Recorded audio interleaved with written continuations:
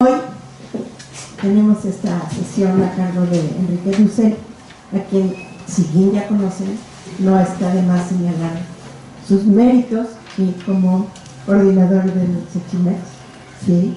Como profesor de tiempo completo del posgrado de Economía de la UNAM y autor de una gran literatura, fundamentalmente sobre el tema de China, su relación con América Latina. Entonces vamos hoy a tener esta exposición sobre la renovación del TLCAN y qué onda con China, ¿sí? Aquí hay un libro al respecto que está a la venta una vez que salgan, así que tomen nota para que las preguntas sean respondidas oportunamente antes de que lean el libro, ¿sí? Enrique, ya sabes la mecánica, 45 minutos de exposición y después abrimos el debate al público. Bienvenido y gracias. Gracias, Yolanda, y bueno, muchas gracias a todos por su asistencia, por su interés en el tema, ¿no? Miren, yo les recuerdo el SECHIMEX y la Red Académica de América Latina y el Caribe. Este documento es un documento conjunto entre ambas instituciones. Pues, en fin, en los últimos casi ya 20 años hemos venido presentando investigaciones, análisis heterogéneos con diferentes puntos de vista, algunos más históricos, de colegas de la NAO, no sé, persecuciones y movimientos antichinos en México en el siglo pasado, y en este caso es un documento, yo les diría, mucho más de coyuntura, ¿no? Es decir, estamos en el 2019 en este proceso de renegociación todavía del TLCAN. Muchos se olvidan que pareciera que el TLCAN, como dicen, ya se cocinó, ¿no? Ni en Estados Unidos ni en México, como veremos, me parece, y está el detalle de que los respectivos legislativos de los tres países tienen que, en fin, apoyar el texto de los ejecutivos de los tres países que lograron un texto, ¿no? Entonces el documento que me permito presentar es un documento en inglés. ¿Por qué en inglés? Se busca, o digámoslo así, buscamos un diálogo y creemos que una forma un poco más pedagógica, sé que en algunos lugares esto genera reacciones, pero en búsqueda de un diálogo con contrapartes en la región de América del Norte y específicamente con contrapartes chinas, nos parece que el inglés, desgraciadamente, todavía es una lengua que incrementa la posibilidad de este diálogo, ¿no?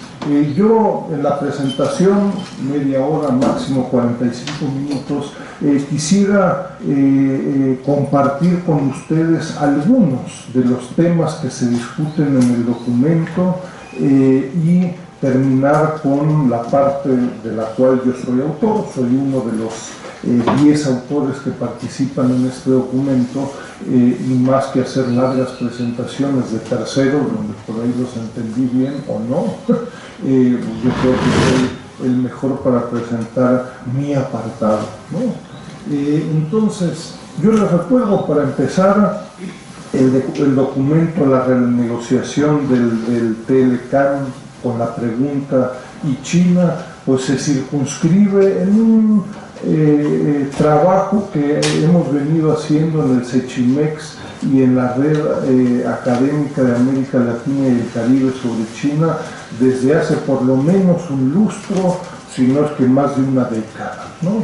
Yo no puedo más que invitarlos a revisar algunos de los documentos que están estrechamente vinculados a la argumentación y a la invitación que hace este documento, ¿no? Es decir, en 2013, ya hace más de 5 años, con la Universidad de Berkeley, con Harley Shaken, con Adrian Hearn, que ahora está en Melbourne, publicamos este documento sobre China y las nuevas relaciones triangulares, que me parece que es un concepto que de nuevo que invita a reflexionar sobre lo siguiente, es decir, históricas relaciones bilaterales. En este caso se analiza la relación Estados Unidos-México. Históricas relaciones bilaterales se ven profundamente trastocadas por el ascenso de China, ¿no? En temas culturales, académicos y ni hablar de temas comerciales, de inversión y muchos otros. Ojo, esto no es solo en la relación México-Estados Unidos. Lo hemos venido analizando con la CEPAL, otros casos de estudio. La relación Argentina-Brasil se ve profundamente trastocada por el ascenso de China, así como la relación en el proceso de integración, por ejemplo, en Centroamérica, y la relación entre Guatemala y El Salvador, que es el eje de la integración económica en la región. Y de igual forma se pudiera trasladar a temas tan relevantes como la relación entre Japón y Estados Unidos, y en donde el ascenso de China cuestiona temas incluso militares, ¿no? Entonces, en fin, me parece que es un concepto funcional que invita a tomar en serio este ascenso de China, ¿no? El documento de la nueva relación comercial de América Latina y el Caribe, que se analiza para 6 estudios de caso, apunta directamente a varios de los temas analizados en este documento, es decir, como en este caso sí exclusivamente el tema comercial, no inversión, no cultura, etcétera, como China irrumpe en los procesos de integración en América Latina. Se estudian 6 estudios, se realizan 6 estudios de caso del Mercosur, del TLCAN, Caribe, Centroamérica, los países de la CAN, y yo les diría en 3 palabras, por supuesto que los expertos en estos temas de cada región hacen análisis mucho más puntuales, pero yo les diría sorprendentemente, y tiene mucho que ver con el documento que presento hoy, en forma muy breve, el principal perdedor de los procesos de integración en América Latina son 1, Estados Unidos, y 2, los propios países involucrados, en Centroamérica, los países centroamericanos, en el Mercosur, los países del Mercosur, y en los países del TLCAN, los países del TLCAN, ¿no? Acá ustedes conocen, los invito a revisar el documento. No se trata de plantear que China es el culpable, sino que es una invitación a que los países, hoy Brasil, México, Centroamérica, el Caribe, por lo menos se hagan la pregunta que está pasando con los procesos de integración del Mercosur, por ejemplo, y decir, ¿saben qué? Bueno, colorín colorado, este cuento se ha acabado, no continuamos con realismos mágicos de procesos de integración de los 60s y 70s, donde en estas ecuaciones la República Popular China no entraba, y si queremos seguir discutiendo el Mercosur, las propuestas acá en el TLCAN y otros, pues no tiene sentido continuar discutiendo estos temas sin explícitamente integrar el tema de China, ¿no? Entonces, en fin, el documento de hoy no es una ocurrencia, sino que es parte, yo les diría, de procesos que hemos realizado en los últimos años con la Cámara de la Industria del Calzado, con la Cámara de Diputados, discutiendo, analizando de forma crítica y constructiva, me parece, temas como el CTPP, con colegas de la Universidad de Boston, Kevin Gallagher, el huésped no invitado del TLCAN China, ¿no? Yo siempre digo en forma un poco irónica, el gorrón de la fiesta, ¿no? que no trajo ni música, ni servilletas, ni papitas, pero no sé qué mejor se la pasan, ¿no? Suele suceder. La invitación acá es, pues, integremos explícitamente a este cuarto miembro del TLCAN, y hoy en día, yo les recuerdo, en temas de comercio, y pocos lo saben, y pocos se lo toman con la seriedad que requiere. Desde 2016, China es el primer socio comercial de Estados Unidos, ¿no? El segundo de Canadá. En México el año pasado debiéramos haber festejado los 15 años de que China es nuestro segundo socio comercial. Faltaron los festejos, ¿no? Y nótese la invitación, el sarcasmo, etcétera, etcétera, ¿no? Hay una cantidad de estadísticas que el Sechimex pone en su portal a su disposición. Acá hay un buen grupo de estudiantes que participan en la elaboración de estas estadísticas de comercio, fuente China, fuente México, fuente Estados Unidos, análisis de cadenas de valor, etcétera, etcétera. El documento, larga introducción, pero me parece que es relevante, es decir, no es una ocurrencia el tema. El documento se encuentra en el portal del Sechimex. Como ustedes saben, somos malos vendedores, no nos interesa vender. Por supuesto, el que quiera comprar el documento está bienvenido a hacerlo. Lo pueden bajar gratuitamente del portal del Sechimex desde hace algunos días, ¿no? Yo les diría, en fin, acá hay objetivos. ¿Cuáles son algunos de los objetivos del documento? El principal objetivo es hacer una invitación explícita, y veremos cómo se aborda eso en el documento preliminar que al día de hoy conocemos, pero hacer una invitación explícita a integrar a la República Popular China en las discusiones, en la comprensión del proceso de integración de América del Norte. Sí, incluye particularmente temas económicos, comerciales, de inversión y de otra índole. ¿Por qué? Pues porque el TLCAN así se autocomprende, ¿no? Aunque, como veremos, varios de los autores invitan a integrar otros temas, ¿no? Por ello, el título, la renegociación del TLCAN y China. ¿Dónde quedó China? ¿No? Digo, China está en cada uno de los ámbitos del TLCAN, en las reglas de origen, en la cadena de autopartes automotriz, en la electrónica, en la cadena del calzado, podría ser una larguísima lista, y explícitamente en la renegociación del TLCAN para cada uno de sus países y particularmente como región, pues no aparece, ¿no? Me parece una muy grave insuficiencia, y veremos en un momento con un grupo de temas específicos. Los autores, 10 autores, el documento es un documento breve, ¿no? Digo, se podrán imaginar ustedes hacer un documento de 500 páginas sobre el tema. Ni nos faltan ni autores ni argumentos. La exigencia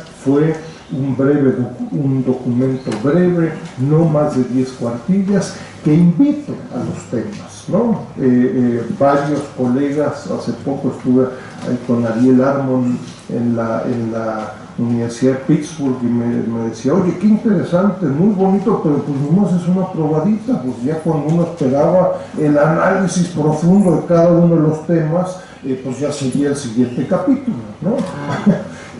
Es la intención. Alguno dirá, bueno, pues no es suficiente. La intención era también de sacar un documento relativamente breve ante la coyuntura. De nuevo, es el objetivo del documento, con un grupo de autores chinos, estadounidenses, mexicanos, que vienen trabajando sobre el tema hace un tiempo, ¿no? Es decir, no es la primera vez que vieron TLCAN, Wiki TLCAN, pues que es el TLCAN, y escribamos algo sobre el TLCAN. No es el caso. Entonces, un grupo de autores heterogéneos, diversos, sobre el tema, ¿no? Esto lo paso muy rápido, pero en fin, me parece interesante la heterogeneidad de los respectivos enfoques, un grupo de colegas más bien de relaciones internacionales, ciencias políticas, economía particularmente, ¿no? Dos o tres temas que yo destacaría. Uno, el tema que me parece muy sugerente, poco conocido, y que la propuesta es conozcámoslo, tomémoslo mucho más en serio, analicémoslo en el medio académico, pero con muy importantes implicaciones políticas. Es el documento de Raúl Hinojosa, que algunos de ustedes conocerán. En fin, se ha dedicado en los últimos 25 años desde la UCLA a hacer cantidad de estudios desde su centro, entre otros modelos de equilibrio general sobre el TLCAN, etc. Su invitación es a plantear, en México nos hemos dedicado a que, por supuesto que México es el país más importante en temas de migración en Estados Unidos. Su planteamiento, y lo trata de discutir con estadísticas y otros temas y otros factores, es, ojo, la migración china a Estados Unidos hoy y en el futuro va a ser mucho más relevante con respecto a la migración histórica e incluso con la migración de América Latina y concretamente de México, ¿no? Entonces el tema de migratorio que en México siempre hemos creído que es en Estados Unidos, es un tema latinoamericano y mexicano. Lo que él está planteando es que con la abolición del hukou en China y con otros temas va a ser cada día más relevante en Estados Unidos. Un tema, yo les diría, bien interesante, bien relevante. Destacaría el tema también de Clemente Ruiz Durán, colega que trabaja acá a 20 metros, ¿no? Querido amigo con quien hemos venido trabajando sobre esto y muchos otros temas, en donde en forma breve presenta un análisis de los principales resultados, ahora sí ya del TEMEC, como se estila, ¿no? La nueva versión del Tratado de Libre Comercio de América del Norte. Este TEMEC hace en fin, una reseña de los avances y las negociaciones principales del texto que será debatido en los legislativos de los tres países, y entre otros lo que plantea es que desde una perspectiva mexicana tendría mucho más sentido empezar a discutir o integrar el tema de un mercado común, que como ustedes saben, pues ni apareció, que yo sepa, en ningún debate, en ninguna discusión, ni por la parte mexicana, mucho menos por la parte estadounidense, etcétera, ¿no? Es decir, pareciera que hay un cierto estancamiento en el proceso de integración, por tema al que voy a hacer referencia en un momento, ¿no? Me parece, por último, interesante incluir, de nuevo hemos tenido un diálogo intenso, me parece, con la Cámara de la Industria del Calzado. En 2 semanas vamos a presentar acá una agenda de competitividad por parte de la Cámara del Calzado, que va a ser bien interesante, ¿no? Digo, ¿a quién va dirigida la propuesta? Pues el nuevo gobierno, ¿no? Y yo creo que es un sector, no es la aeronáutica, ¿no? Sino que es un sector que, según los propios argumentos de AMLO y de su equipo, pues es un sector en donde predominan las micro, pequeñas y medianas empresas, orientado hacia el sector doméstico, con un enorme potencial y duramente golpeado en los últimos 25 años por el proceso de apertura, ¿no? Y en donde, con estudios con base en la matriz de insumos y productos y otros, yo les diría, en donde si el objeto es generar empleos en México, bueno, pues cada empleo en la cadena del calzado es hasta 42 veces más barato que en la aeronáutica, ¿no? Entonces, quieres generar empleo, pues hay sectores más baratos, con características del empleo, que otros sectores, ¿no? Entonces, bueno, hay una participación ahí de Alejandro Gómez Tamés sobre un sector pues poco esperado, ¿no? Porque lo lógico, lo natural, lo que Herminio Blanco, lo que Serra Puche y muchos en este proceso de negociación nos indicaron es la enorme importancia del proceso de renegociación del TLCAN para la cadena autopartes automotriz, ¿no? Entonces no solo existe esta cadena en México, sino que hay otras cadenas, sorpresas de la vida, ¿no? Estos, yo les diría, son algunos de los autores. De nuevo los invito a revisar documentos, artículos, me parece a mí relativamente breves, con un par de referencias que invitan en cada uno de los casos a explícitamente discutir la cadena, el proceso de renegociación en la cadena del calzado. Pues hoy en día en la cadena del calzado en México no se entiende, si no se entienden las masivas importaciones que México hace de calzado de Vietnam y particularmente de China, ¿no? Entonces la pregunta es, bueno, pues ¿dónde está China en este proceso de renegociación? Sorpresa, no está. ¿Cómo la integramos? Dos o tres temas que quisiera presentar sobre este proceso de renegociación, ¿no? Yo les diría, sorprendentemente en México, yo insistiría mucho al respecto, pues al día de hoy, ¿no? Digo, no solo al inicio del proceso de renegociación, en medio, al final, en febrero del 2019, no contamos hoy con una evaluación pública del TLCAN. Eso llama la atención, ¿no? Es decir, a ver, muchos colegas, amigos, estudiantes han participado en evaluaciones, incluyéndome, la CEPAL, el BIR, Herminio Blanco, Serra Puche, por supuesto que tienen sus propios análisis, pero no existe un análisis público. Se buscó por ahí en 1999 hacer algo en la Cámara de Senadores y fracasó, ¿no? Entonces, claro, la pregunta es, digo ya un poco tardía, pero no es relevante para las discusiones que se llevarán a cabo en algún momento del 2019 en México,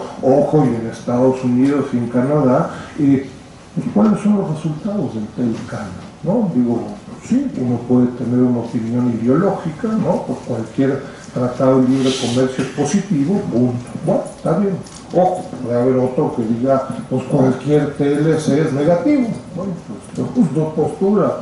Yo sería el loquito del pueblo que diría, oye, a ver, en temas de aduanas, en temas de infraestructura, por entidades federativas, en cadenas de valor específicas, ¿cuáles han sido los impactos? ¿Bajo qué criterios? En términos de empleos, en términos de empresas, en términos, por supuesto, ambientales, ecológicos, etc. Cuando empezamos con una discusión, y claro, implícitamente la pregunta es, pues, ¿qué renegociamos en el TLCAN si no tenemos argumentos públicos más allá que los personales? Es decir, yo conozco muy bien la opinión poco sesgada, un poco ignorante, un poco concentrada en una cadena que es la automotriz de Herminio Blanco y de Serra Puche. Es conocida, lo han dicho, etc. Pero de nuevo, la cadena autopartes automotriz no es México, nos dirán nuestros colegas y amigos del calzado, ¿y yo qué? Y nos dirán la aeronáutica, ¿y yo qué? Y nos darían los muebleros, y nos dirán en fin, el campo, la agroindustria, el resto, ¿qué? ¿Se benefició o no? Y en aras de qué se puede mejorar, cómo funciona el transporte, las aduanas y 25 temas. No existe un análisis público. Bueno, refleja la incapacidad del país de un proceso de reflexión. No, ¿sabes qué? No podemos. Bueno, está bien, pues no. Entonces negociamos y renegociamos, pues quien está en el Ejecutivo, ¿no? Es decir, ayer estuvo Herminio Blanco, pues hoy estuvo otra persona, y cada uno renegocia lo que le parezca relevante, ¿no? Uno hará más énfasis en la aeronáutica en Querétaro, al otro le importará más la petroquímica en Tabasco. Bueno, pues, atengámonos, ¿no? Pero en general, les repito, digámoslo así, muy pobres bases para un proceso de reflexión, de renegociación tan relevante como el Telecán, ¿no? No existen una evaluación, propuestas propositivas. Las aduanas, la aduana en Lázaro Cárdenas pues requiere de 20 personas más porque no pueden y no saben identificar a 8 dígitos del sistema armonizado, pues lo que son calcetines con seda y sin seda, y entonces según eso pues el arancel de uno y otro es del 0% y el otro es del 25%, entonces pues como no hay suficientes aduaneros pues no sabemos lo que entra y por ende tampoco muy bien lo que sale. Sorpresas de la vida, no sabemos, ¿no? Entonces, un proceso de renegociación altamente arbitrario, dependiente de un grupo que se está discutiendo en estos días, ¿no? Que tiene su opinión, pero creo que no es suficiente. Terminaría esta parte y otros debates, otras discusiones, en donde durante el proceso de renegociación, en el 2019 esto ha caído un poco, pero donde se puso muy de moda el tema, híjoles, pues sí, tenemos problemas con nuestro amigo del norte, nos hemos concentrado en términos de comercio, de inversión, de políticas, mucho en Estados Unidos. La administración Trump claramente nos está haciendo la vida de cuadritos, por lo cual requerimos de una diversificación, ¿no? Entonces estuvo muy de moda, sí, vamos a renegociar el Telecán, ojo, requerimos de diversificarnos y pues hacia dónde nos vamos a diversificar, pues está muy de moda Asia y por no hablar China, ¿no? Entonces durante algún momento incluso el propio Serra Puche, el secretario de Economía y muchos otros, pues hay que hacer algo con respecto a China, quién sabe qué, pero algo, ¿no? Yo no tengo nada en contra de un proceso de diversificación vis-a-vis China, yo simplemente les recuerdo que pues, China no se apareció en el mapa estratégico de México en 2018, ¿no? De nuevo, China es nuestro segundo socio comercial desde el 2003 y tenemos una relación muy sui generis en el comercio, en la inversión, en proyectos de infraestructura, en cultura, en academia, etcétera, que ha sido ampliamente analizada en el Sechimex y en muchos otros lugares.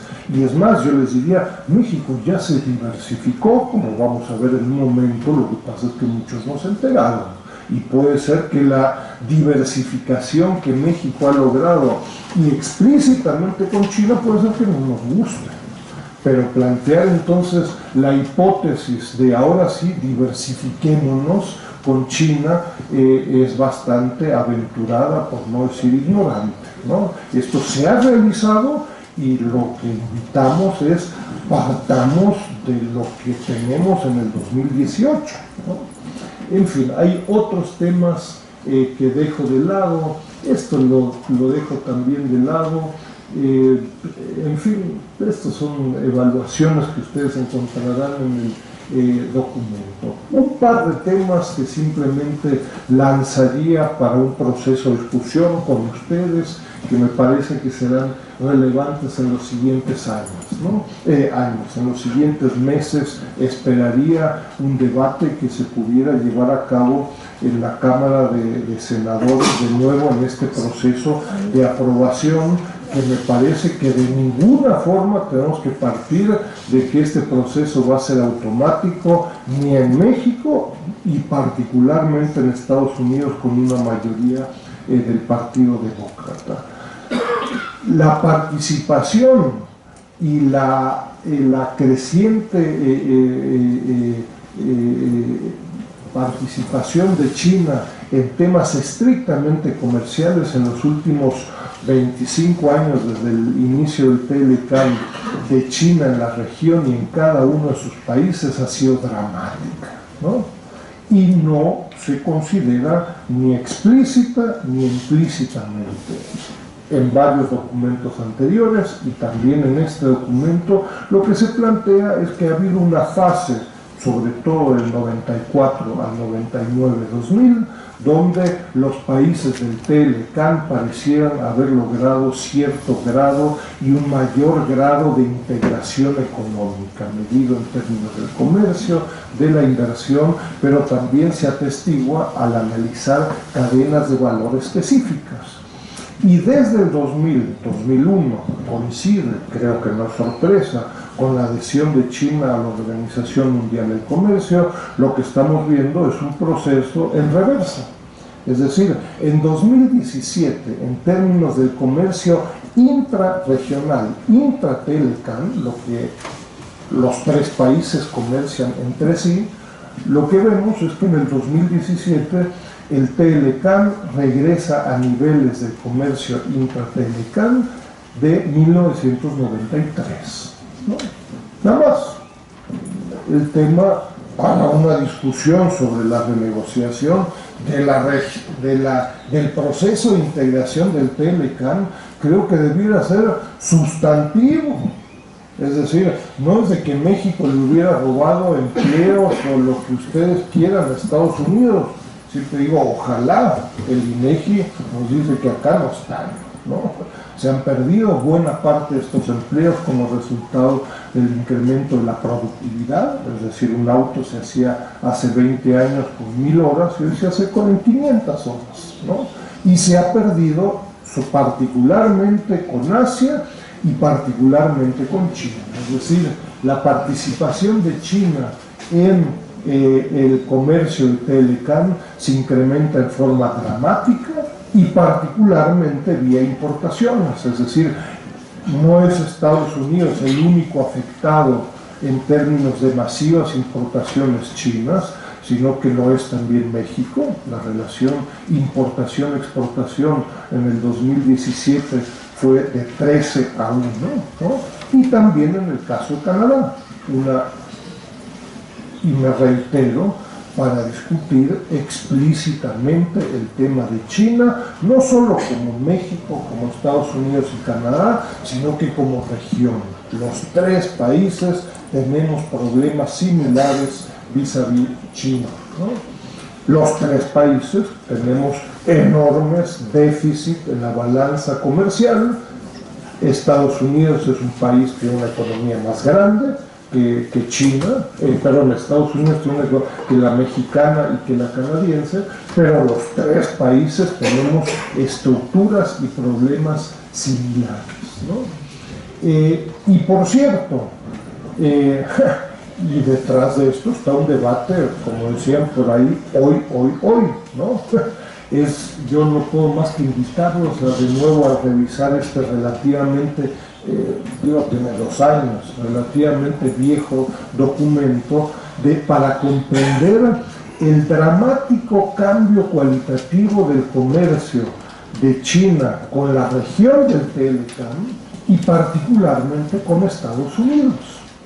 Es decir, si en algún momento, estamos hablando de principios de los 80s, el principal producto de exportación de China fue el petróleo, ¿no? Me suena a México y a otros países, pues eso no solo es el caso, ¿no? China es un masivo importador de petróleo y muchas otras materias primas, pero la composición del comercio desde una perspectiva del nivel tecnológico ha cambiado brutalmente, ¿no? Si tomamos como base, punto de partida, los tres países del TLCAN, ¿no? Hoy en día alrededor del 60% de las importaciones de los países del TLCAN provenientes de China pueden considerarse como de nivel tecnológico medio o alto, ¿no? Eso significa que China no solo está exportando calcetines, calzado, playeras y gorritas, ¿no? Sino que el 60% son maquinaria, PCBs, electrónica, autopartes, automotriz, etc. Eso está en el núcleo del debate. Volveré brevemente al final en la discusión entre Estados Unidos y China, ¿no? Hoy y mañana, y me temo que en las próximas décadas. Un cambio en la composición detrás de eso, en la composición productiva china, y por supuesto reflejado en su inversión, en su comercio y en otros ámbitos, ¿no? El tema de México-China lo dejo y empiezo a terminar, pero yo simplemente les dejo acá el PowerPoint, lo subimos hoy o a más tardar mañana en el portal del Sechimex. China ya es el segundo socio comercial de México desde hace tiempo. Si hablamos de procesos de desintegración en América Latina, el peor mal ejemplo probablemente sea el Telecán y la relación explícita entre Estados Unidos y México. Desde una perspectiva mexicana, yo les recuerdo, en el 99-2000, el 83% del comercio, exportaciones e importaciones mexicanas, se realizaban, 81% se realizaban con Estados Unidos, y baja de su mayor nivel, ¿no? Del 81% al 63% en 2017, y con una importante tendencia a la baja, que es la contraparte de esta caída de la participación estadounidense.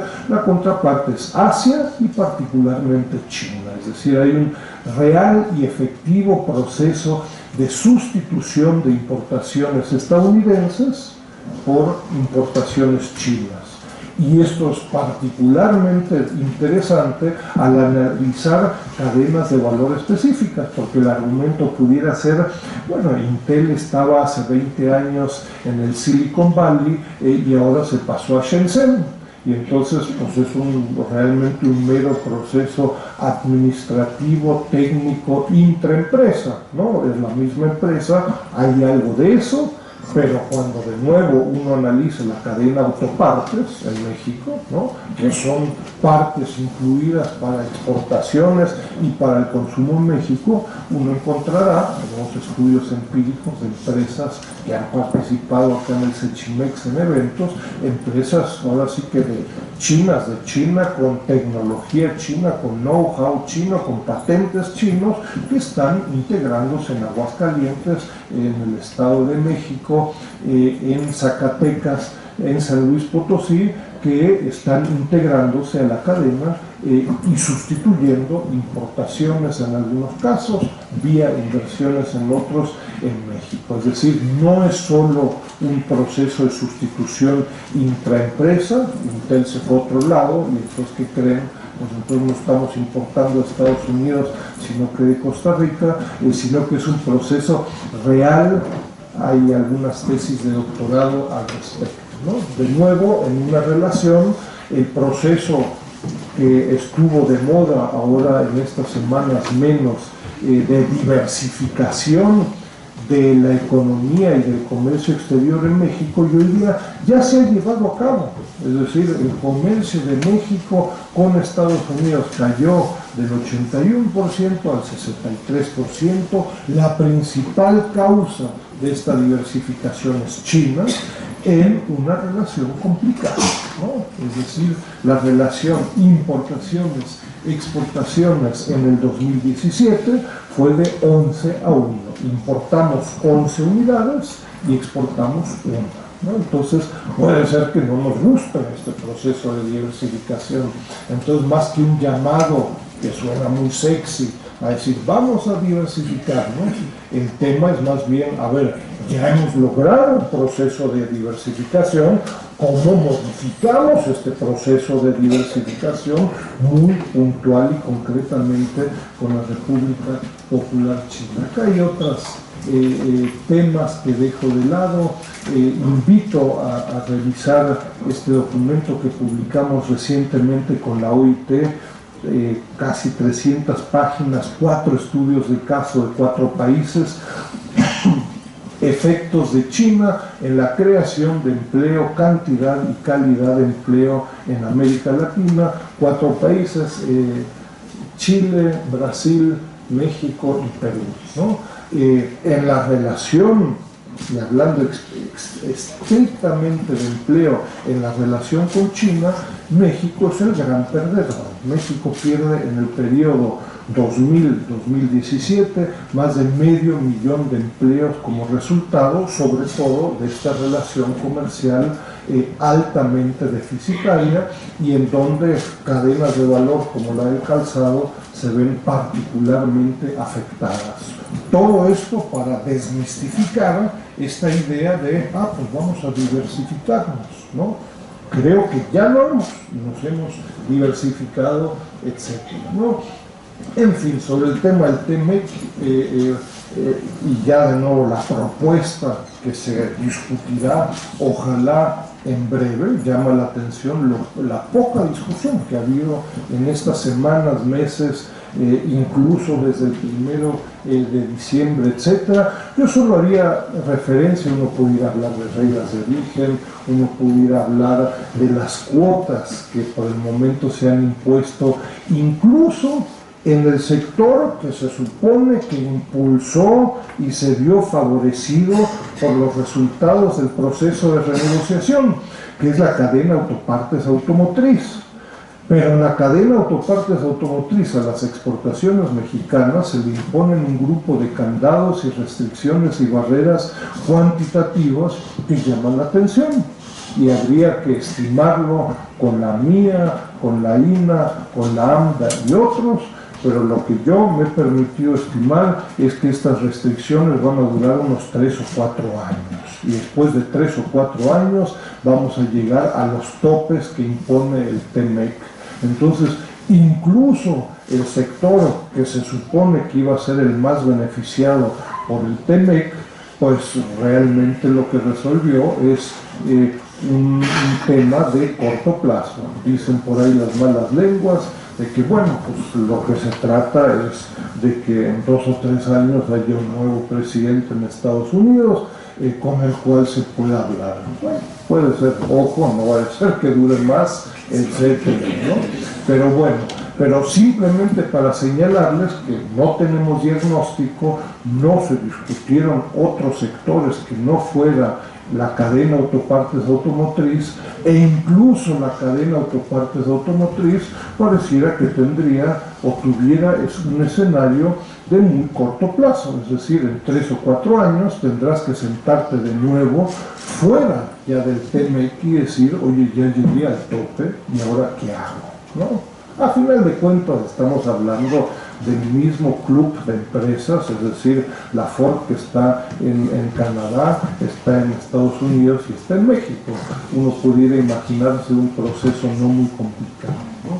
Pero el principal tema, yo que haría referencia y que tiene que ver con la pregunta y China, es de que el texto acordado tiene un capítulo famoso para algunos, 32.10, has multicitado en el documento, los invito a revisarlo, que plantea este capítulo 32.10 que ninguno de los 3 miembros del TEMEC puede iniciar acuerdos de libre comercio y mucho menos firmarlos sin informarle al resto de los miembros, y que como resultado pues el acuerdo trilateral se pudiera convertir en un acuerdo bilateral si empieza procesos de negociación comerciales con economías que no fueran de mercado, ¿no?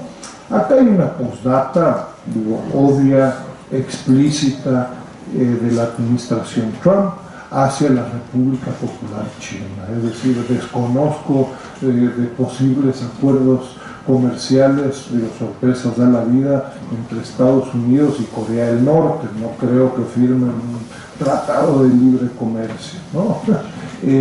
Es una amenaza, yo les diría, hacia Canadá, hacia México. Si se les ocurre empezar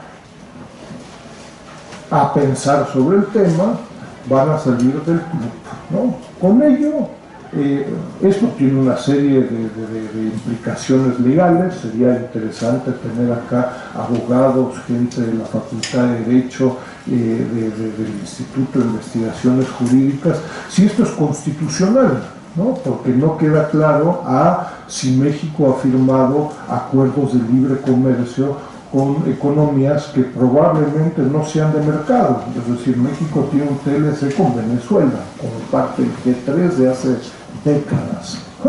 ¿Eso nos quita del club del TEMEC o no? Hoy en día uno diría, bueno, pues Brasil seguramente es una economía de mercado, pero depende de nuestro vecino del norte, pues puede ser que en la mañana, pues Brasil ya no sea una economía de mercado, ¿no? Y eso es constitucional en términos estrictamente legales, es decir, ¿puede un acuerdo internacional restringir las opciones de un país, léase México, en el futuro? No sé, de nuevo no soy abogado, los respeto, pero creo que hay un debate legal irrelevante. Pero en términos, yo les diría, de economía política, de política hoy, mañana y pasado mañana, la pregunta no irrelevante es: ¿quiere México convertirse en miembro del primer tratado internacional anti-China? No es irrelevante, ¿no? Ojo, si la propuesta es no, y en paralelo queremos entrar en relaciones estratégicas de largo plazo con China y discutir una franja, una ruta y proyectos de infraestructura y de que, oye, pues, ¿qué quieres? Pues acá estás de acuerdo con un club que dice todo menos China, ¿no? Y de la contraparte China pues tomará nota del evento y dirá, oye, pues o aquí o allá. Es difícil imaginarse escenarios intermedios, ¿no? ¿No? ¿Queremos ser parte de este club antichino? Es un tema que tendrá implicaciones seguramente en el corto, mediano y largo plazo. En fin, hay una serie de conclusiones, yo diría, del documento. Yo no puedo más que invitarlos a revisar invitaciones a integrar a China en temas de migración, de comercio, de inversión, de cadenas de valor explícitas, en la discusión del TEMEC, en la discusión de las próximas semanas, de los próximos meses, que me parece que serán de la mayor relevancia, y simplemente invito a que todo indica a que las relaciones entre Estados Unidos y China van a ser crecientemente tensas, ¿no? Y una de las preguntas será, bueno, ¿y qué relevancia tendrán estas tensiones entre China y Estados Unidos para terceros países, ¿no? Lo que se está discutiendo hoy, en las próximas semanas, es de que la administración Trump no solo va a hacer uso del argumento de la seguridad nacional, como lo ha hecho con Huawei, con ZTE, con otras empresas el año pasado como Fujian Xinhua, sino que un argumento que seguramente escucharemos crecientemente es el control de las exportaciones estadounidenses con un alto nivel tecnológico. ¿Qué es alto nivel tecnológico? Pues cualquiera pensará en semiconductores. Ojo, esto puede ser bastante arbitrario, ¿no? Pero Estados Unidos hoy en día se reserva, y en un par de semanas habrá un par de decisiones ahí, sobre todo del Senado y del House of Representatives en Estados Unidos, seguramente emitirá un grupo de leyes en donde le permitirá a la administración Trump, en un principio pensando en China, pero que afectará a países como México, el uso del control de las exportaciones, y en donde afecta a cualquier empresa, que puede ser china, puede ser mexicana o puede ser estadounidense en las Islas Fiji, ¿no? En donde el valor agregado de los componentes estadounidenses sean del 25% o más, ¿no? en esos procesos y productos Estados Unidos se siente con la posibilidad de intervenir a través del control de exportaciones. Entonces eso pudiera ser, pues, teóricamente, pues, para la Ford en México, ¿no? Es decir, oye, tu auto tiene más de 25% de componente de valor agregado estadounidense, ya tienes a mis controles de exportación. Y si ese auto, o chicle, o tortilla, o lo que tú quieras, es exportado hacia China, yo tengo derecho de veto sobre ello, ¿no? Entonces podemos imaginarnos escenarios como lo que se está discutiendo con Huawei. Yo les recuerdo, ZTE, el año pasado encontramos dos extremos, ¿no? Una empresa, esta empresa Fujian Jinhua, donde se les prohibió el uso de componentes estadounidenses. La empresa está quebrando en estos días, ¿no? El otro extremo es ZTE, importante en telecomunicaciones, donde durante 2 o 3 meses se les prohibió que Estados Unidos exporte componentes para sus productos, y esto se revocó en un par de semanas después de un par de negociaciones y arreglos. El debate y el ojo del huracán hoy en día es Huawei, ¿no? Es decir, van a buscar el escenario A o B, y de nuevo Huawei pues no es ni Fujian Jinhua ni ZTE, sino que es probablemente sino que la empresa emblemática del desarrollo tecnológico chino, donde no veo que digan, bueno, pues está bien, pues mañana quiebra Huawei y se acabó, ¿no? Entonces, estos debates dentro de la renegociación del Telecam serán de explícita relevancia, ¿no? Estados Unidos, en estas tensiones que van mucho más allá de una guerra comercial, estamos hablando de temas tecnológicos, de empresas específicas y que pueden afectar a terceros países. Huawei trabaja en México, hemos hecho muchos estudios sobre ellos, y desde México exporta a Centroamérica y a otros países. ¿Eso qué significa en la relación China-Estados Unidos? ¿Y eso qué significa para México en el marco del TEMEC? Todo indica, y con eso termino, que no va a significar nada. Sí, está bien, querías un tratado, pues ahí lo tienes. Ojo, te voy a seguir imponiendo aranceles al acero, al hierro, y te tendrás que atener a una cantidad de otras decisiones que tomemos más allá del TEMEC, ¿no?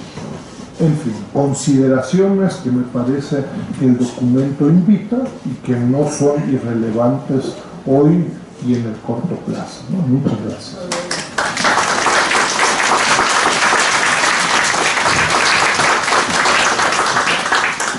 Bien, alcen la mano los que quieran intervenir. Les recuerdo que les pedimos que se identifiquen de dónde vienen y su nombre, y hacemos una primera ronda. Alcen la mano. Quedaron impactantes.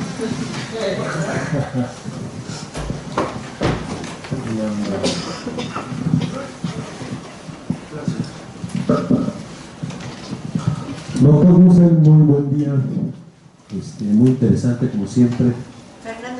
Sí, mi nombre es Fernando Samperio, soy doctorando aquí de la UNAM, ya terminé, el doctor productor. Creo que hay una serie de reflexiones que están en todos los documentos de SHIMEX que arrojan una serie de procesos, pues ya diría yo realmente muy interesantes de todo lo que ha ocurrido en los últimos 15 años, que están recogidos de forma muy interesante en los documentos del SHIMEX. O sea, es un proceso ya de pensamiento que llegó a este momento. Efectivamente creo que hay una coincidencia ya en un invitado que entró por la puerta de atrás, que es China, y que modificó toda la estructura, ¿no? O sea, creo que ahí ya hay una convergencia también de pensamiento. Mi pregunta es específica en este sentido. Aquí también hay como tiburones de distinto tamaño. O sea, nosotros finalmente dependemos de esta primera gran discusión a nivel geopolítico entre China y Estados Unidos. O sea, me parece que de ahí la relación baja a lo demás. Me parece además que la percepción de los funcionarios mexicanos, tanto en el gobierno anterior como en este, no queda clara una visión estratégica mexicana sobre esta discusión y cómo vamos a entrar nosotros a este juego. Me parece que esta firma efectivamente del TEMEC pues fue una continuación propiamente de lo que hay efectivamente en 2 o 3 grandes cadenas industriales, particularmente la automotriz. Yo hice mi tesis doctoral en la parte aeronáutica, pero mi pregunta específica sería esta: ¿qué puede hacer México ubicando esta complejidad en la que estamos, buscando efectivamente efectos regionales de spillover mayores, a lo mejor en 2 o 3 puntos específicos, como hablamos de la calzada, por ejemplo, en la industria del calzado, sobre el empleo? No me queda ni siquiera claro que tengamos bien visto eso. O sea, no sabemos si queremos fomentar empleo, política industrial estratégica selectiva en algunas áreas. Entonces, no sé si usted sabe algo de eso, cuál sería su visión sobre esa posición.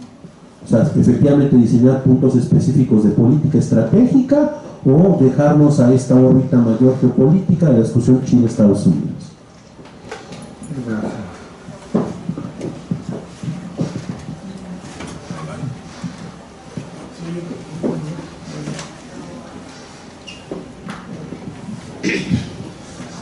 Perdón, Eugenio Guiado desde Chimex. Voy a hacer una reflexión que llega a preguntar con temas muy generales, no temas muy generales, con un concepto muy general de la relación comercial y de interdependencia económica que estamos viendo entre los 3 miembros del como se llama el mercado antiguo, y China. Una, cuando China entra a la Organización, y se dijo que Mundial de Comercio, acepta las reglas de un comercio más o menos de mercado, en términos de precios, pero ya trae una capacidad de producción, una capacidad tecnológica importante, y entra y sin tener ninguna ventaja preferencial en América del Norte, arrasa como exportador. Entonces, ese primer impacto le pega digamos, golpea la capacidad competitiva de México en su propia región. Fenómeno notable. Es una región de preferencias nacionales.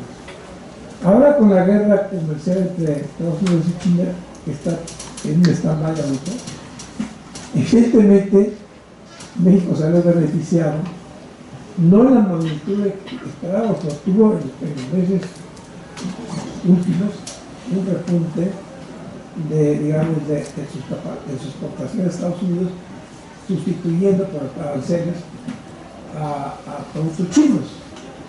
Ahora, ¿qué se desprende de esa relación? Una zona, y la tercera es cómo China, en el gráfico que se presentó aquí, cómo las exportaciones chinas, comercio de China con los 3 países de América del Norte ha crecido, ha sustituido, digamos, corrientes de comercio intrarregionales, más o menos lo que se puede adivinar.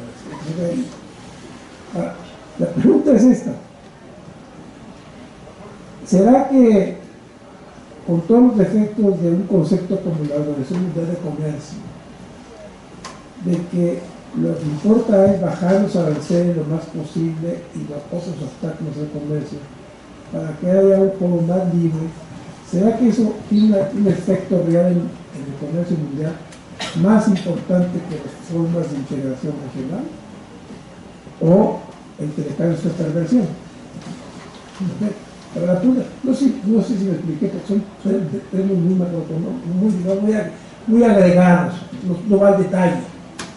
Porque no hay que olvidar que el principio del comercio internacional liberal es que los bloques económicos tienen que generar corrientes nuevas de comercio, no desviaciones de comercio. Y estamos en un fenómeno que ratifica el principio por la inversa. Entra China, ¿por qué? Porque China está entrando en una corriente que genera una demanda muy fuerte, que no es proteccionista y consecuentemente cubre con el principio de las uniones aduaneras. Así, que genera no es una. Y finalmente un tema. El pleito, digamos, la capacidad, el pleito geopolítico. Los ZTE tiene otra variante, pero digamos, Huawei, yo los invito a que vean hace 2 semanas salió un Economist, un artículo muy interesante, chico, sobre el largo brazo jurídico de Estados Unidos en el mundo. Y ahí viene un cuadro de 2010 a la fecha, a 2018, de qué magnitud son las multas, llamémosle multas, que ha impuesto el sistema judicial de Estados Unidos, concretamente el Procurador de Justicia, a empresas multinacionales, no solo alemanas como Siemens o Petrobras de Brasil, a empresas estadounidenses que están fuera de Estados Unidos y desde luego apuntando a China. ¿Y por qué ha sido eso? Bueno, lo que está atrás de eso es muy sencillo, porque la fuerza jurídica para hacer esto escribe que si todas esas empresas, incluyendo a Huawei, no aceptaran esa regla jurídica, pues simplemente se salen de operar en el mercado de Estados Unidos. Pero ¿cuánto negocio le significa todavía a Huawei el mercado de Estados Unidos? Entonces, no nos olvidemos que hay una fuerza que tiene que ver todavía con la capacidad del mercado estadounidense.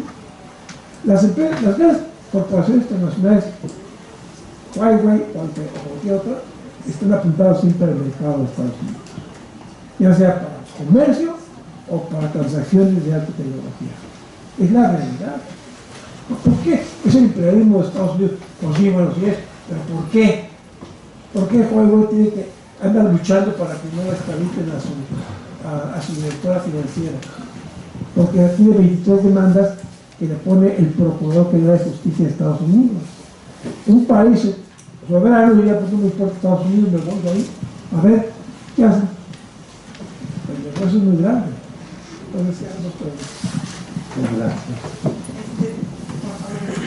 Mira, a ver, sobre los dos temas, ¿no?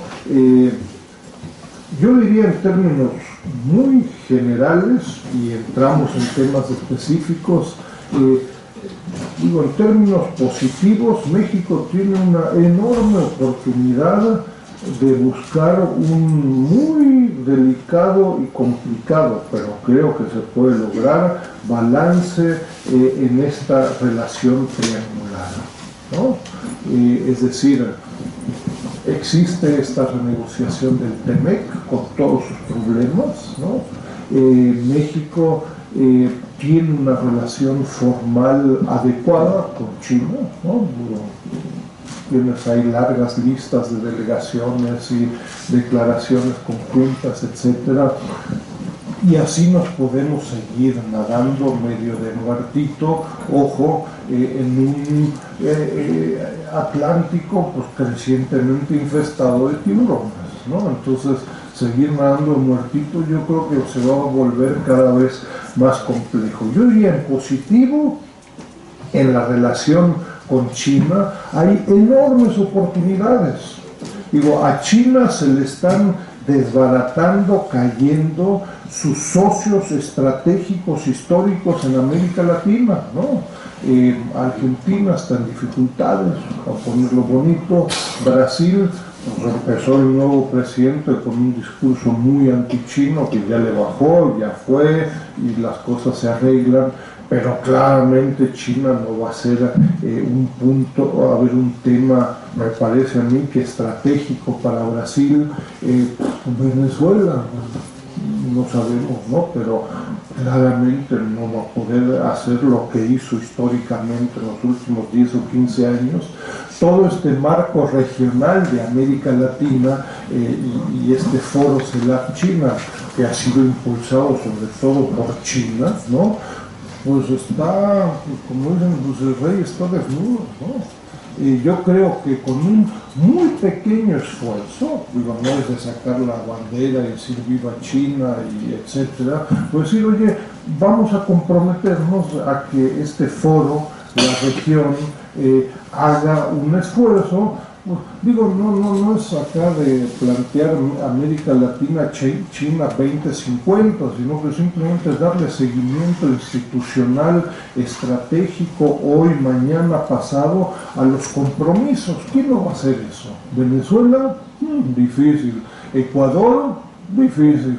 Argentina, pues no lo veo. Brasil, menos. Pues Uruguay puede ser, pero pues no es lo mismo que Brasil, con todo respeto, ¿no? Entonces, México pudiera, digámoslo así, yo creo que China estaría muy agradecida si ahora sí que nuestro canciller le dedica un ratito al tema, ¿no? Y de nuevo, siempre digo, pues China no es anti-Zenibis, ¿no? Esto tiene réditos, etcétera, ¿no? Nosotros publicamos, a ver, entonces hay una relación triangular, ¿no? Ojo, se podrán imaginar, pues, todo esto es con mucho cuidado, porque me tocó estar hace 3 semanas ahí en Pittsburgh y en el centro de Carter, ahí en Atlanta, ¿no? ¡Fua! Hay un ambiente antichino en Estados Unidos y en el medio académico brutal, ¿no? Entonces, claro, todo lo que digas podrá ser usado en tu contra, ¿no? Entonces, sí, ¿quieres organizar tú a los latinoamericanos vis-a-vis China? Pues no te cuento cómo te puede ir con la administración Trump, con la Cámara de Senadores, con la Cámara, el House of Representatives, etcétera, ¿no? Pero entonces yo diría, hay una enorme oportunidad y la pregunta es, pues, ¿cuándo? En esta relación regional, América Latina, y yo diría estrictamente en la relación bilateral. Lo hemos presentado acá, lo pueden bajar 24 horas del portal del Sechimex, el documento está en español y lo pueden bajar en chino también, 90 páginas, 60 propuestas de qué hacer ayer. No, hoy es muy tarde, ¿no? Con 6 autores, incluyendo Eugenio Anguiano y otros autores que venimos trabajando hace 20 años sobre el tema de qué hacer hoy, ¿no? A ver, antes de empezar a pensar México 2050, la pregunta es ¿qué hacemos? Ayer con el proyecto hidroeléctrico Chicoacén 2 en Chiapas, que se canceló hace 6 meses. Entonces, ¿cómo vas a empezar a hablar acá de grandes proyectos si el más grande proyecto chino en México pues se canceló por razones que nadie sabe? Digo, tenemos análisis y yo les puedo dar mi opinión, pero esa es mi opinión, y hay un lío legal de muchos cientos de millones de dólares de turbinas que vienen a Chicoacén y pues la Comisión Federal de Electricidad para decir, no la quiero. Y hay proveedores, empresas mexicanas a las que les deben miles de millones de pesos, que les dicen quién me paga, y la Comisión Federal de Electricidad dicen, pues oye, llevan 30% del proyecto, ¿cómo quieres que te pague? Y es un proyecto chino, Sino-Hydro China, etc. Entonces hay 60 propuestas de estadísticas a turismo, a temas políticos, bilaterales, regionales, que se pueden retomar anteayer. Lo que pasa es que al día de hoy pues no hay quien agarre la bolita, ¿no? Todo en economía te dicen, ¿y yo por qué? Y en presidencia debe decir China, no, tenemos suficiente que hacer, no nos da para las noticias mañaneras para meter a China, por favor, etcétera, etcétera. Pero hay una propuesta muy puntual, complicada, ¿no? Porque de nuevo, como están las cosas en el norte, todo podrá ser usado en tu contra. Ah, sí, mucho con China, pues ¿sabes qué? Pues mejor esto del TMEC, olvidémonos y sigue tú con tu agenda con los chinos a ver cómo te va, ¿no? Bueno, en fin. Y yo diría sobre los temas que señala Eugenio, digo, los estudios que hemos hecho en los últimos años no solo vinculados a China, es de que el tema arancelario, y esto tiene mucho que ver con la ciencia económica, con el desarrollo económico, con integración comercial, con flujos comerciales, es que el tema arancelario es cada vez menos relevante, ¿no? Y nos encontramos con licenciaturas, maestrías, doctorados, donde seguimos repitiendo el curso de comercio internacional de hace 50 años y en donde, sí, si bajas tanto el arancel, entonces vas a tener cuadritos de ganancias y beneficios y esto tiene efectos en el productor, en el consumidor, etcétera. Pero ojo, a ver, el arancel realmente cobrado por Estados Unidos del mundo con 17.000 productos, 2 millones de filas, etcétera, es menor al 1.5%, ¿no? Y China paga en Estados Unidos un arancel promedio por sus exportaciones cercanos al 2.5%. Las totales agregadas, ojo, a ver, eso significa que las importaciones de calzado de Vietnam a Estados Unidos pueden pagar 15%, ¿no? O México 0, ¿no? O 0.1. Oye, que México, Estados Unidos va a reducir el 50% del arancel que paga México. Está bien, pues era el 0.1 y ahora va a ser el 0.05, ¿no? Lo que estamos viendo con algunos colegas, estudiantes acá, etcétera, es que, por ejemplo, de pronto temas como costos de transporte son mucho más significativos que el arancel, y ese tema no lo discutimos ni en el cursito de comercio internacional, de licenciatura, maestría, doctorado, postdoc, ni Serra Puche, ni Herminia Blanco, ni nada, ¿no? Y entonces, sorpresas a la vida, uno se encuentra, imagínense, tema empírico, que los costos de transporte de las exportaciones mexicanas a Estados Unidos son mucho más altas que las chinas. Y dice, oye, pues cómo, pues agarra un compás y de Tijuana a San Diego, pues está bien cerquita, ¿no? Digo, estoy ironizando y extremando, ¿no? Pero claro, es un transporte marítimo que es más barato que el camión, entonces de pronto no vaya a ser que en temas del TMEC, de comercio, etcétera, el costo de transporte es entre el 6 y el 10%, dependiendo del producto. Si te envío una PCB de Guadalajara a Alaska por Federal Express, pues sale más caro. Si envío un jitomate de Sinaloa, no sé dónde, pues probablemente salga más barato, etc. Entonces eso significa que los viejos temas arancelarios, y donde tienes toda una institución enfocada en temas arancelarios, etc., pues, oye, México, bueno, y son argumentos que hemos trabajado con mucho detalle. Además, no solo el tema del arancel nominal. México, si no te portas bien, te voy a cobrar el arancel de nación más favorecida. Ojo, te dirá el chino, pues es lo que me cobran a mí. ¿Y cuál es el costo? Pues en vez del 0.1% vas a pagar el 2.5%. Híjole, pues la devaluación en los últimos 2 o 3 años fue el 20% comparado con el 2.5% arancel. Pues está bien, pues pago el 2.5%. ¿Y qué pasa? Ojo, de nuevo, cuando uno analiza 17.000 productos, de pronto hay unas camionetas pick-ups que pagaban 0 y ahora van a pagar 20%, y eso puede ser que lo saque del mercado, etc. Pero en fin, te desmistifica toda esta discusión. Y termino solamente... digo, es largo tema, me ha tocado participar ahí, incluso por ahí escribí un artículo defendiendo a Jeffrey Sachs, que no tengo, digo, ni es gran amigo y he tenido grandes diferencias con él, pero él escribió en diciembre, el 11-12 de diciembre del año pasado, un artículo sobre Huawei, y en este creciente ambiente antichino, como dicen, le fue como en feria, ¿no? Lo empezaron a acusar que era comprado por Huawei, cuánto le pagaban, y sinólogos y no sinólogos, decidió cerrar su cuenta en Twitter y mandó a todo el mundo. Y ojo, Jeffrey Sachs no es un marxista-leninista o maoísta, ¿no?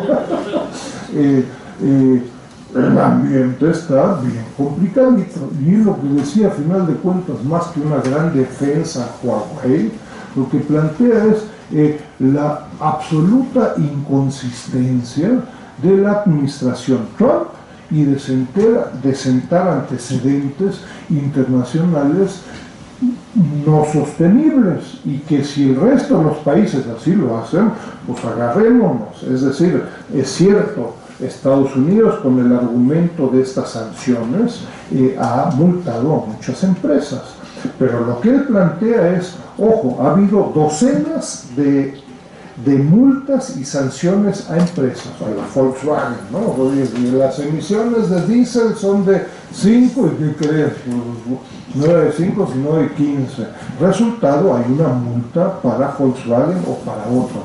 Ojo, eso no significa que voy a detener al CEO de la Volkswagen, ¿no? Imagínense, pues acá nos vamos a quedar con pocos empresarios, y porque están demandados en algún lugar, vamos a solicitar la extradición de esa empresa y empresario. Pues imagínense, nos quedaríamos con pocos empresarios en este país, ¿no? Entonces, el antecedente es brutal, porque entonces China también pudiera decir, pues oye, General Electric pues tiene problemas en el medio ambiente, puede levantar una demanda en contra de General Electric, ojo, a donde vaya solicito su extradición. Pero no lo puedo hacer. Bueno, si hay un legal, si hay no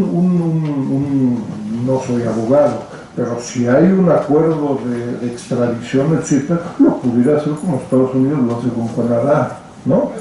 Pero en fin, genera un antecedente, ¿no? Pues imagínense cuántas demandas ha de tener Bimbo en el mundo, pues en algún lugar comió un pan, se enfermó, hay una demanda, híjoles, que se cuide Cerviche porque, ¿no?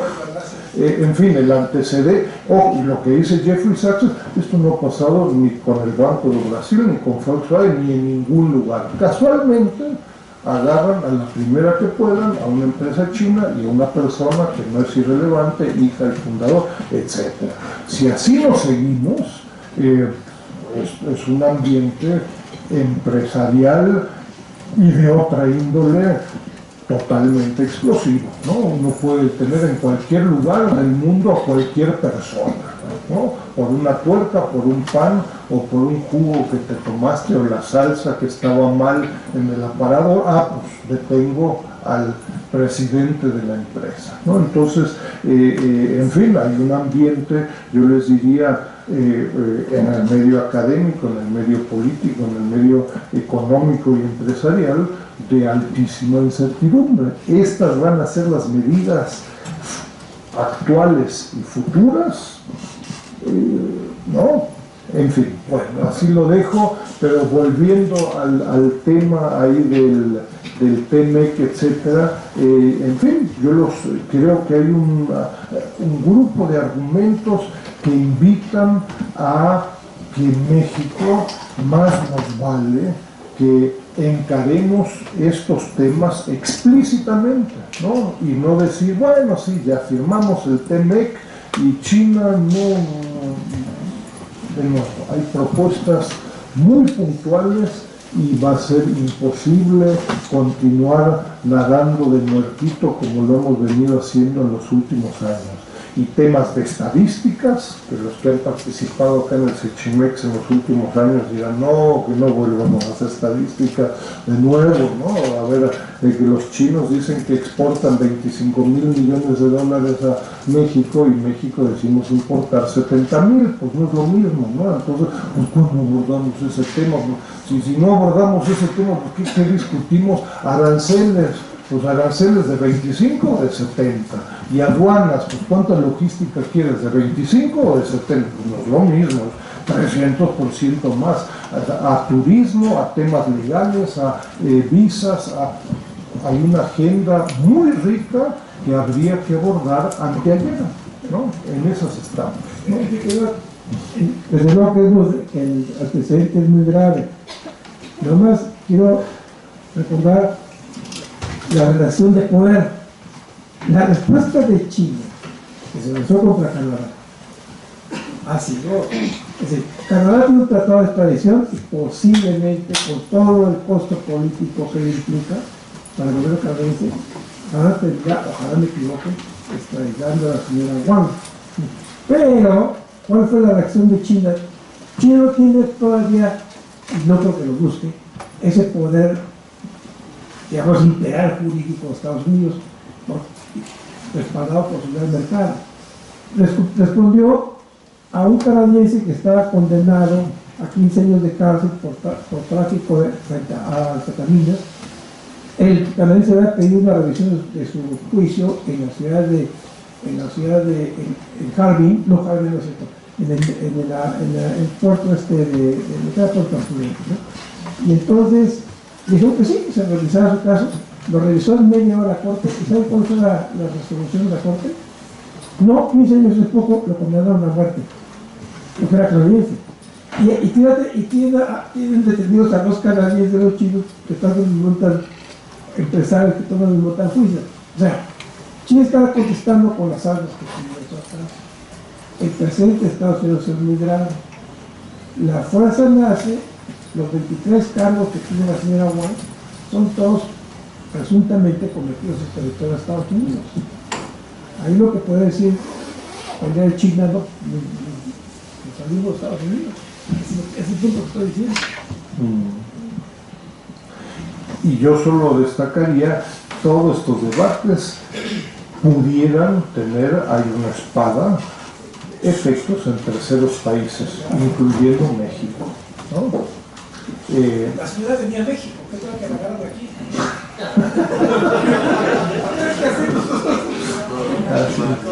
Alguien dirá por suerte, no. Nos salvamos. Enrique, muchas gracias. Los invitamos el 15 días con la